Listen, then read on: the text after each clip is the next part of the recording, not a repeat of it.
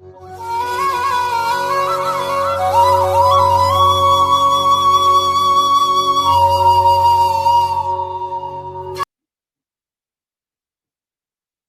student, let's start with our next lecture from the unit number 3.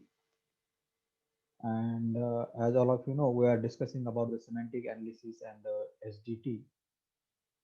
Last time we have discussed the different types of the attributes.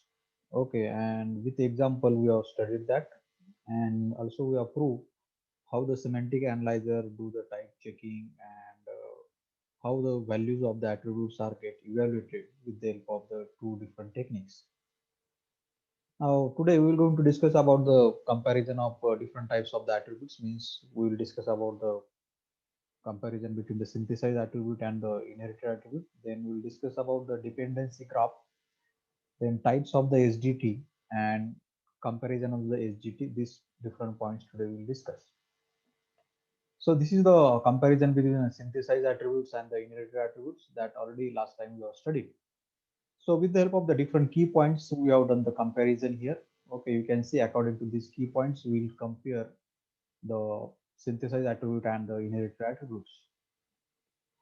Now, if you remember the previous lecture, in that we already seen this with examples, like synthesized attribute is nothing but the attribute whose parse tree node value is determined by attribute value at the child node. Means the attribute whose value is being calculated with the help of the child node, that attributes are referred as a synthesis attribute. So that example we can also see here. Suppose we have the production S derives ABC, and if here S is taking value from the child node A or B or C, then it is said to be, means S is said to be the synthesized attribute as the values of the ABCs are synthesized to the S. Okay, this is the synthesized attribute. Now, on the other hand, as a opposite to the synthesized, there is a inherited attribute. And inherited attribute is said to be the a particular attribute is said to be the inherited attribute if it is partially node value is being determined with the help of the attribute value of parent node or sibling nodes. If the particular attribute values are evaluated with the help of its parent node or with the help of its sibling, then that particular attribute is referred as a inherited attribute. Now suppose if we have the example like this, S deriving the ABC. If A is taking the value or if B is getting the value from S, B, C. Now S is a, if you see, S is a parent of A. Okay. Then B and C are the siblings of the A. So if A can get the value from S, B, C, or B can, if the B can take the value from, now if B can take the value from S or A or C, likewise if C can take the value from S, A, B, then S is said to be the inherited attribute. S is said to be what? Inherited attribute, because S is considered as a parent here and it is taking the value from its what we can say, if the particular node or particular attribute taking the value from its parents or the sibling, then in case of that, that particular attribute is referred as a inherited attribute. Okay, so in this case you can see the, if A is taking the value from S or B or C, then A is said to be the inherited attribute. Okay, if B is taking the value from A, C or S, then B will be considered as the inherited attribute. And if C is taking the value from A, B or S, then C will be considered as a inherited attributes. Okay. So in this way, the first difference you can see here. If the particular node is taking node attribute values is being calculated with the help of the parent or sibling nodes, then that particular attribute is referred as the inherited attributes. Okay. Now let's see the comparison with respect to the design. Okay, so you can see in case of the synthesis attributes, the production must have the non-terminal at its head. Okay, the particular production must have the non-terminal as a root or as a head. Okay. On the other, in case of the inherited attribute, the production must have the non-terminal as a symbol in its body. Okay.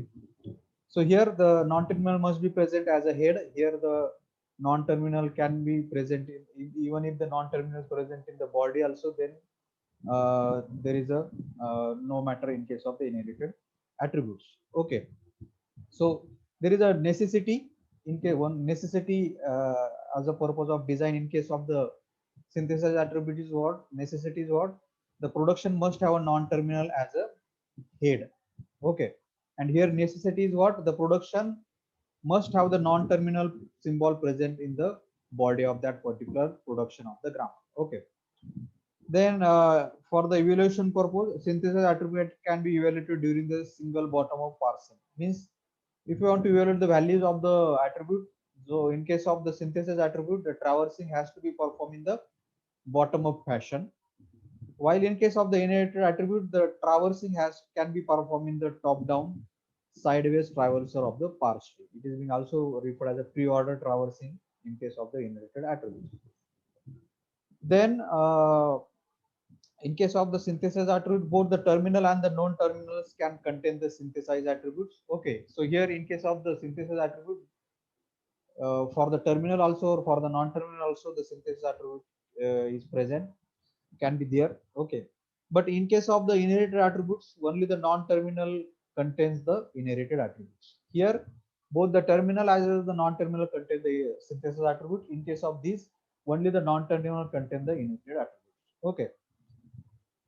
Then another main difference is there in case of the SDT. Synthesis attribute is used by the both S attributed SDT as well as the L attributed SDT. Okay.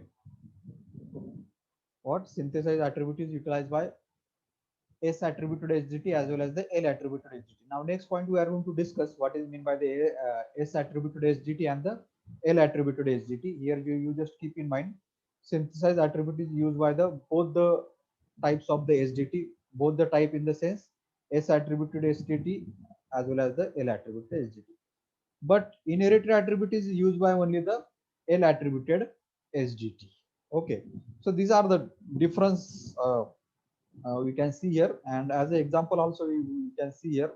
As you can see, synthesized attributes taking the value from child here. So this is considered as a synthesis attribute as it is taking the value from the child. Now here F is considered as an inherited attribute because it is taking the value from the parent. So that's this is about all thing about the difference between the synthesis attribute and the inherited attributes.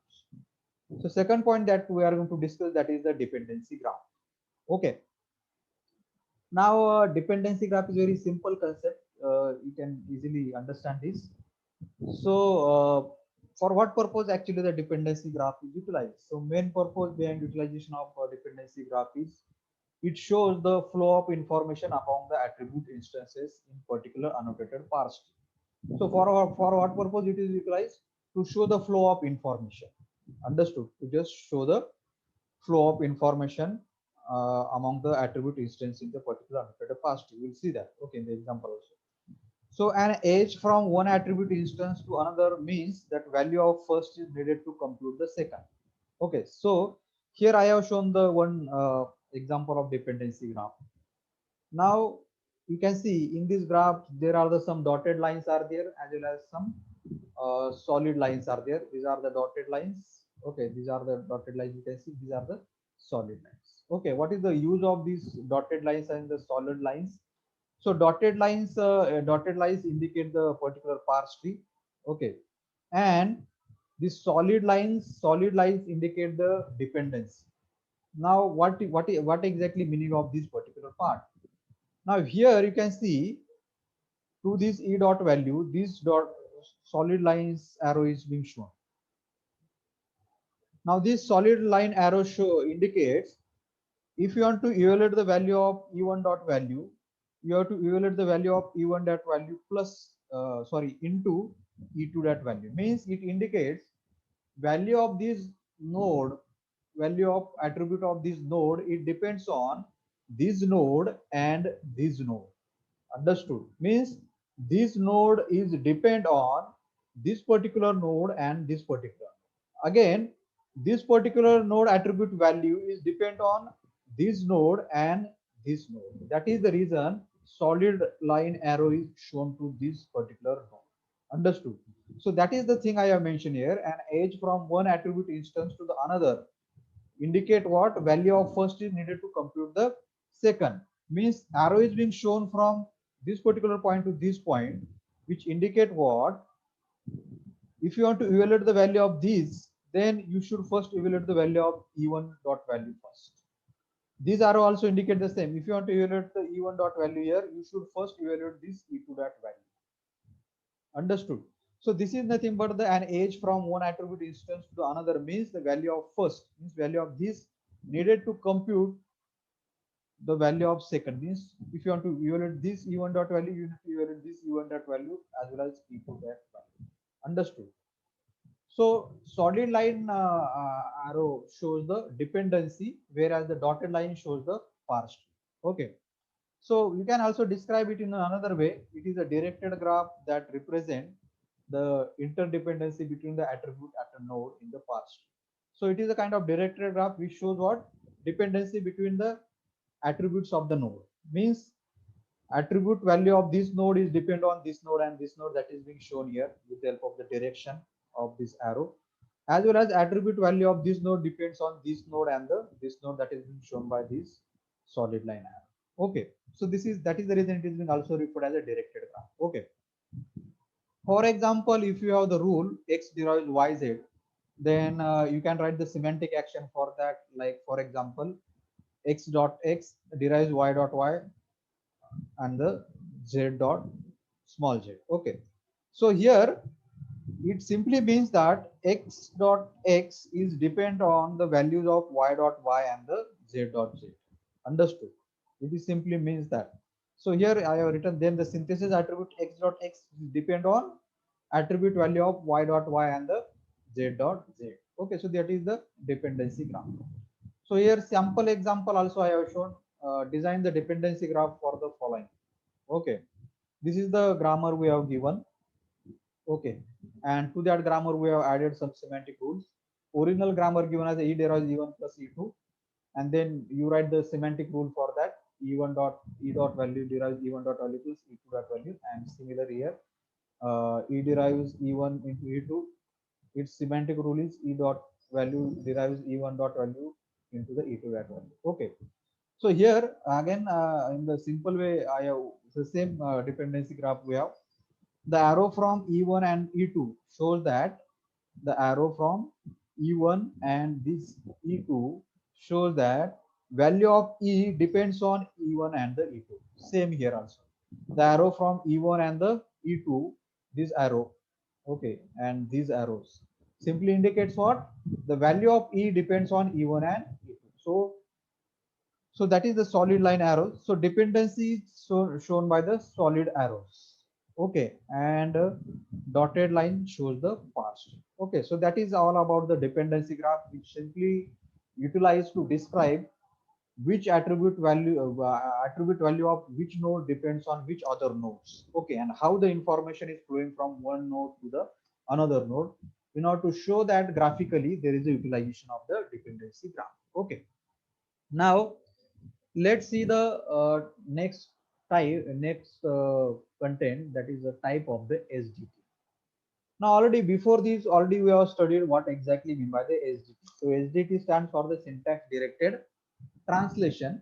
Okay, and what exactly it is, that is nothing but the original grammar plus added semantic rules, and from that newly generated SDD, syntax directed definition, we generate the annotated parse tree, and then we traverse that annotated parse tree for the purpose of computing the values of the attributes, and then we'll check whether the particular expression is correct or not. If the annotated parse is getting generated correctly and all the attribute will get value, this whole process is required as a syntax directed translation.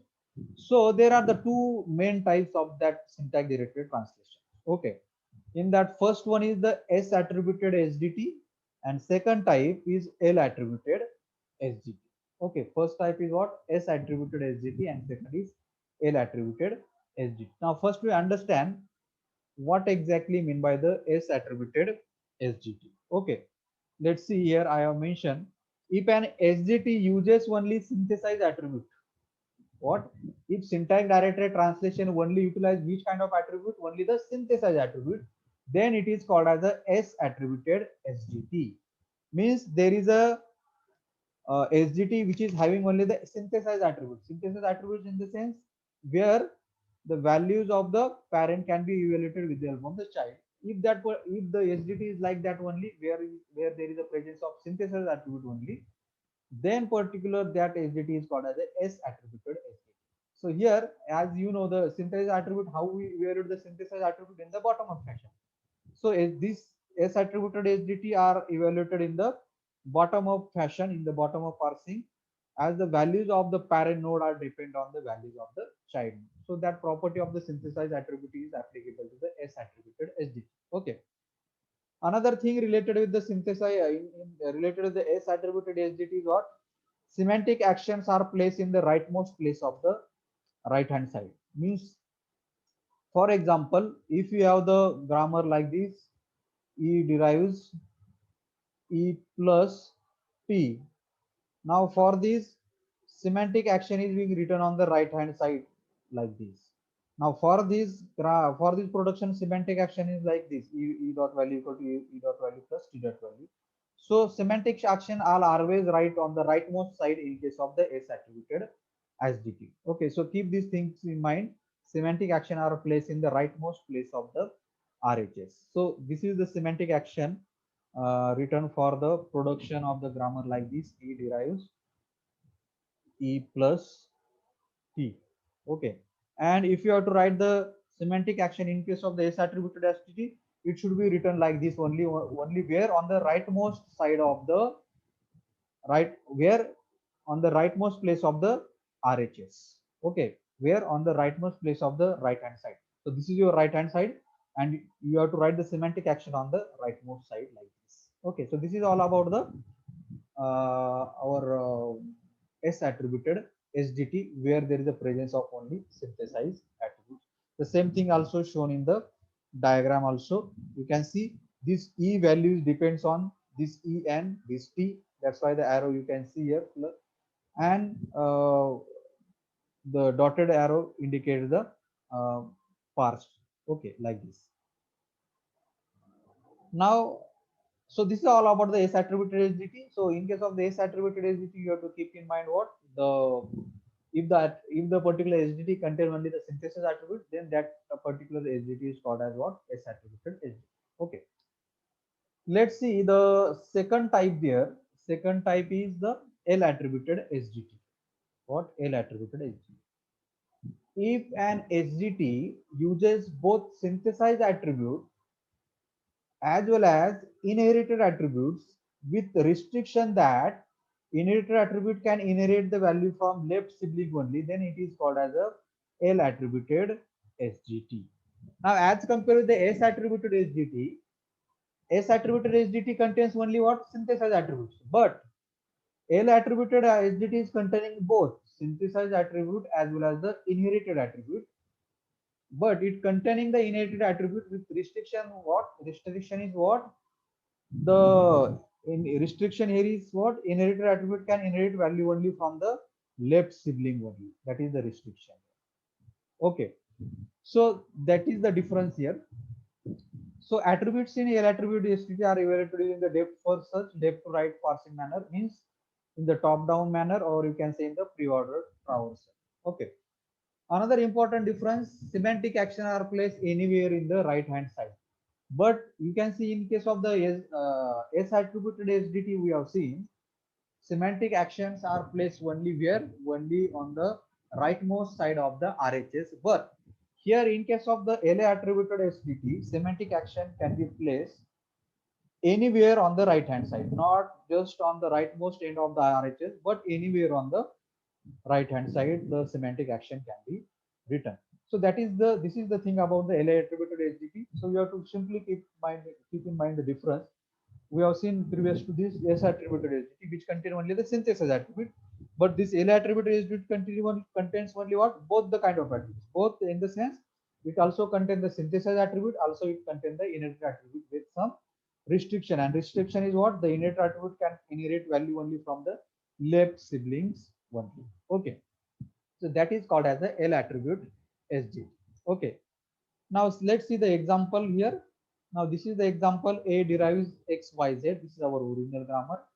Okay, and for that the semantic actions are written like this, where y dot s equal to a dot s means y can take the value from a. Okay, then y dot s equal to the x dot s, y can take the value from x also. Then y dot s equal to the z dot s, y can take the value from z dot s, because here y is what? Y is considered as a sibling for the z. Okay, so you can see here what is the problem here. Now this is correct, this is also correct, but y dot, now you can see y dot, uh, let's see, y dot s equal to the a dot s means y is taking the value from a.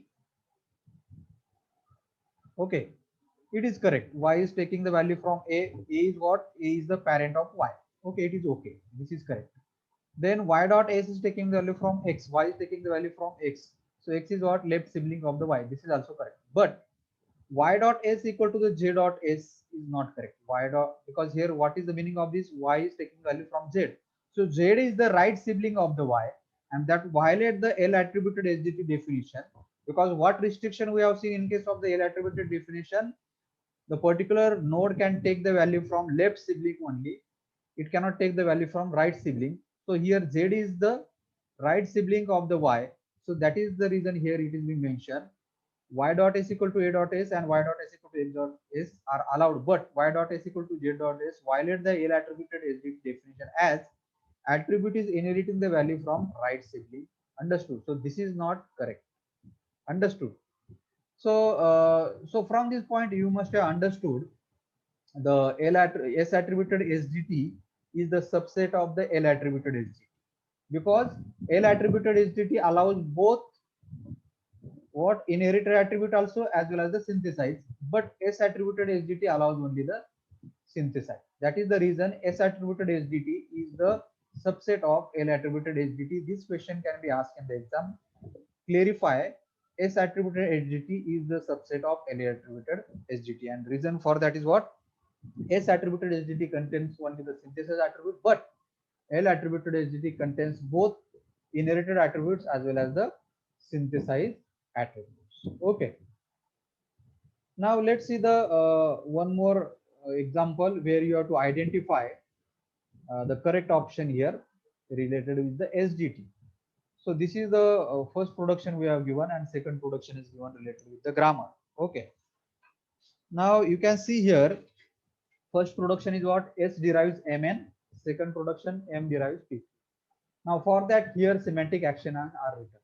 So S dot value equal to the M dot value plus N dot value, and here also semantic action written: M dot value equal to the P dot value into the Q dot value, and P dot value equal to the Q dot val. Understood? So you can see here uh, related to this, select the correct option. We have to select the correct option related to this. Okay, now in case of these two things are written, we have to just identify which is the correct. Now we have to check option point by point, whether this is correct, or this is, or whether out of these four, which one is the correct. Both P1, P2 are S attributed. First is what? Both P1 and P2 are S attributed. Means it is being said what? P1 and P2 production, these both are the S attributed. Now we know in case of S attributed SGT, here it must have S attributed SGT. Here also the L attributed SGT, L attributed SGT. So first option is what? Both P1, P2 are S attributed. So let's check whether P1 is a S attributed SGT or not. Now S attributed SGT or is what? It contain only the synthesized attribute. Okay. So P1, in case of the P1, is taking the value from M and N. So it is okay. P2, in case of the P2, okay. In case of the P2, can see now P2 is not, now we cannot call the P2 as a S attributed. Okay. What is the reason behind that? We can call the P1 as a S attributed. In case of the P2, we cannot call the S attributed because here P1 dot value is equal to written as a Q1 dot value. Now P is what? P is the sibling of the Q. Understood? So P cannot take the value from the Q. Okay, in case of the synthesized attribute. What is synthesized attribute? Only the parent can take the value from the child. So this one is correct, but this is not the correct. Understood? So this option is incorrect. P1 in case of B, P1 is S attributed and P2 is L attributed. Now it is okay. P1 is S attributed because S is taking the value from its child. And second thing is P2 is L attributed. Now let's check whether P2 is L attributed or not. Now here you can see P2 actually is not following the what we can say L attributed definition. Okay, because P is taking the value from Q. Okay, but Q is the rightmost sibling of the P. So that is the reason this is also the incorrect. See, P1 is L attributed, but P2 is not L attributed. Let's see. Can we call the P1 as a L attributed? P1 is L attributed. Now, what is the definition of L attributed? L attributed SGT contains what? Synthesized attribute,